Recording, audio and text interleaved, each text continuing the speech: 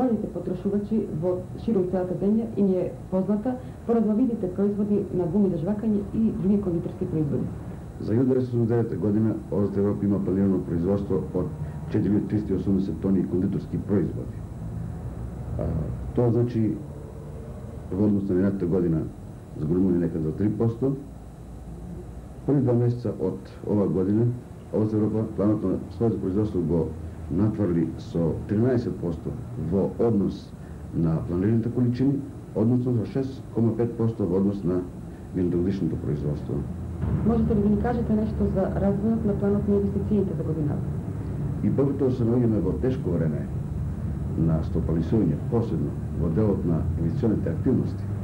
Ние за оваа година зацртавме една инвестициона активност која што рачунаме да ја реализираме до крајот на оваа година, а тоа е остварување на инвестициите за производство на еден вид кондитерски производи кои се опаѓаат со програмата на производство на ОЗД Европа. Во фаза сме на завршување на програмата за ова инвестициона активност која ќе биде доставена до Стопанска комора на Македонија и со која програма предвидуваме и нови вработувања.